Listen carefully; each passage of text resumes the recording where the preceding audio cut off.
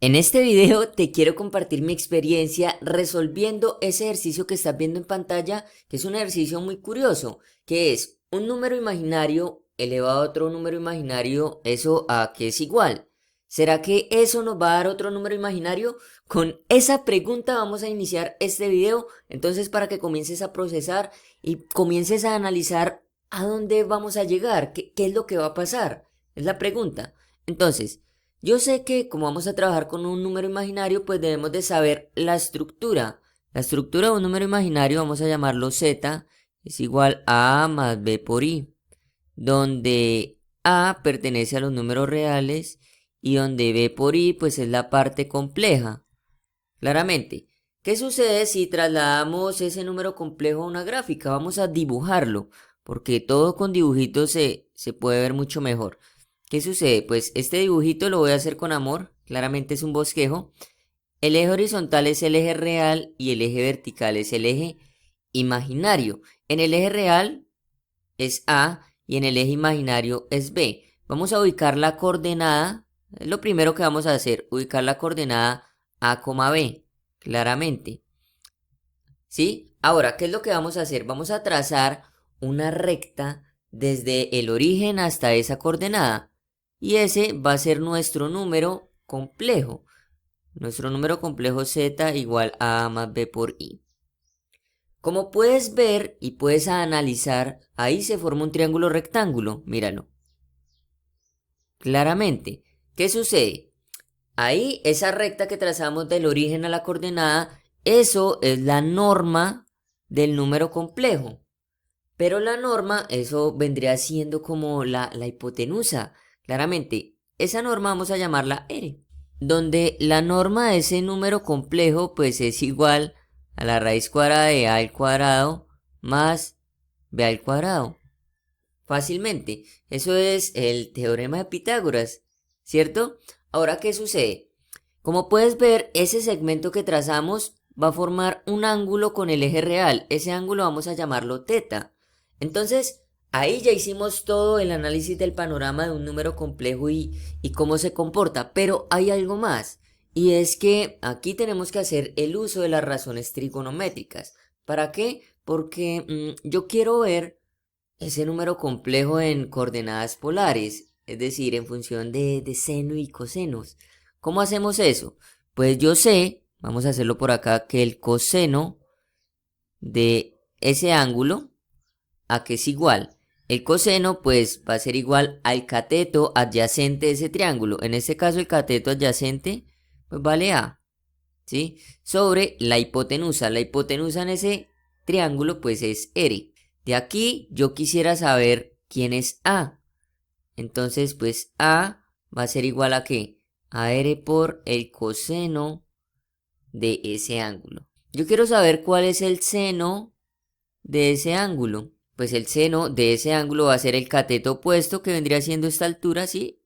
Que es B, sobre la hipotenusa, que es R. Entonces, si yo despejo B, eso va a ser igual a R por el seno de ese ángulo. ¿Sí? Entonces es algo bonito porque ya tengo A y B. Es decir, yo sé que la estructura de mi número complejo es A más B por I, pero yo la puedo ver como seno y coseno, ¿sí? Es decir, que ese número complejo, Z, va a ser igual a A, que es R por coseno de teta, más B, que es R por seno de teta, por I. Observa acá lo bonito y es que tenemos factor común R, entonces pues lo extraemos.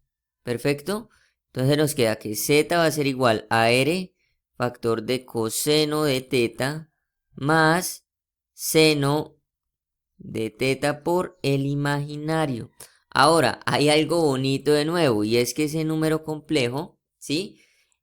Va a ser igual a R por, ¿qué sucede? Coseno de teta más seno de teta por I. Esa es la fórmula de Euler. Es decir, que esto equivale a E a la I por el ángulo teta. ¿Sí? Es decir, que un número complejo yo lo puedo ver en forma exponencial. La idea es ver este número complejo I en forma exponencial. ¿Cómo vamos a hacer eso?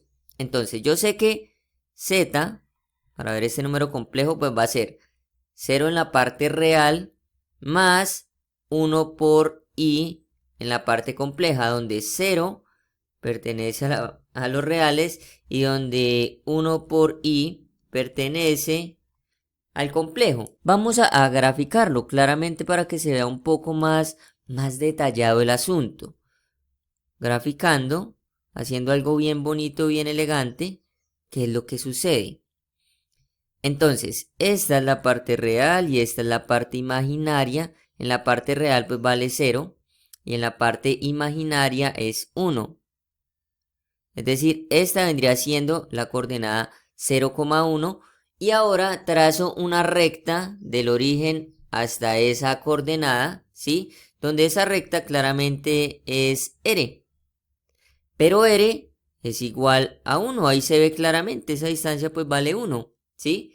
Ahora, ¿qué es lo que pasa? Ahí se va a formar un ángulo con el eje real, el ángulo es este. Ese ángulo vamos a llamarlo teta y donde se forma un ángulo de 90 grados, ahí se puede ver. Pero como vamos a trabajar en radianes, pues 90 grados es pi medios, ¿sí? Ahora, ya podemos ver que tenemos todo el análisis de ese número imaginario y yo lo quiero ver en forma exponencial, pues me va a quedar z va a ser igual a r, pero r ¿cuánto vale? 1, ¿sí? Por e elevado a la i por nuestro ángulo que es pi medios. Entonces, pues ese número complejo z pues es i. Ya sé que i en forma exponencial es esto. Entonces, ¿cómo me va a quedar esto? I elevado a la i pues va a ser igual a ¿qué? E elevado a la pi medios, ¿cierto? Y todo esto elevado a la i. Entonces esto va a ser igual a ¿qué? A e elevado a la i por i, pues da i al cuadrado por pi medios. Esto va a ser igual. Yo sé que i es igual a raíz de menos 1. Si yo elevo al cuadrado, y al cuadrado pues me va a dar igual a chao chao a menos 1, ¿sí? Es decir que esto vale menos 1, entonces me queda e elevado a la menos pi medios, ¿sí? Es decir que i elevado a la i nos dio un número real. Oh, nos dio un número real. Ahora, esto lo dimos en una forma exacta, ¿sí? Pero claramente, ¿qué es lo que sucede? Si lo vemos en una forma general, nuestra forma exponencial del número imaginario, ¿qué sucede? Vamos otra vez acá para el dibujito. Observa que este ángulo pi medios, si yo acá vuelvo y doy un giro de 360 grados, 360 grados es 2pi, es decir, vuelvo otra vez al mismo ángulo. Y si vuelvo y hago ese giro, también voy a tener el mismo ángulo dando siempre 2pi. Y también si me devuelvo, vuelvo a caer en el mismo ángulo. Es decir que ese ángulo se puede ver representado como pi medios más 2pi n veces, donde n pertenece a los números enteros, ¿sí? Ese ángulo yo lo puedo ver en forma general de esa forma. Entonces, ¿qué es lo que pasa? Entonces voy a colocar acá en forma general, ¿qué pasa? I elevado a la i, pues va a ser igual. En mi forma exponencial yo sé que es e elevado a la i, ¿sí? Por el ángulo que va a ser pi medios más 2pi n veces, ¿sí? Este es mi ángulo y todo esto pues está elevado a la i, es decir que esto va a ser igual a e elevado a la i por i y al cuadrado, ¿sí? Por pi medios más 2pi por n veces, claramente. Entonces esto va a ser igual y al cuadrado es menos 1, entonces me queda e elevado a la menos 1 por pi medios más 2pi n veces, ¿sí? Entonces si yo resuelvo esto pues me va a dar igual a e elevado a la menos pi medios menos 2pi n veces. Aquí n debe pertenecer a los números enteros. Entonces acá acabo de hacer una solución general claramente y que nos arroja un número real. Entonces es algo realmente curioso, pero más curioso lo que va a suceder ahorita. Ahora quiero que analicemos juntos esta parte del video porque va a ser algo muy pero muy curioso. Supongamos que yo tengo la ecuación x elevado a la x y que eso me dé igual al número real que encontramos e a la menos pi medios. E a la menos pi medios fue el resultado de i elevado a la i, es decir, de un número imaginario elevado a un número imaginario, es decir, que nos dio un número real. Ahora, ¿será que pues x elevado a la x tendría que satisfacer esa ecuación, pues dado que x debe ser igual a y? ¿Qué sucede? Vamos a aplicar logaritmo natural a ambos lados de la igualdad ahí en esa ecuación. Me queda de esta forma. Entonces esto va a ser igual a logaritmo natural de y igual a x por el logaritmo natural de x. Vamos a usar el criterio de la primera derivada para hallar máximos y mínimos, por supuesto. Entonces vamos a derivar con respecto a x a ambos lados de la igualdad. Entonces la derivada del logaritmo natural de y con respecto a x pues va a ser la derivada del argumento, que es y' sobre el argumento. Igual, aquí tengo la derivada de un producto, entonces la derivada del primero es 1 por el segundo sin derivar, más el primero sin derivar por la derivada del segundo. La derivada del logaritmo natural de x pues va a ser la derivada del argumento, que es 1 sobre el argumento. Aquí podemos cancelar x con esta x, entonces ¿cómo me va a quedar? Vamos a seguir por acá. Entonces y' sobre y, yo sé que es x a la x, mi función, y eso va a ser igual al logaritmo natural de x más 1. Perfecto. ¿Y ahora qué sucede? Despejo y'. Esto va a ser igual a x a la x por el logaritmo natural de x más 1. Y todo esto lo igualo a 0 para poder hallar el mínimo de esa función. ¿Qué sucede? X a la x no puede ser 0. No tendría solución. Ahora, logaritmo natural de x más 1, eso sí puede ser igual a 0. Entonces me va a quedar que el logaritmo natural de x va a ser igual a menos 1. Si aplico la exponencial a ambos lados de la igualdad, entonces me queda chao, que x es igual a e a la menos 1. Pero e a la menos 1, eso es 1 sobre e.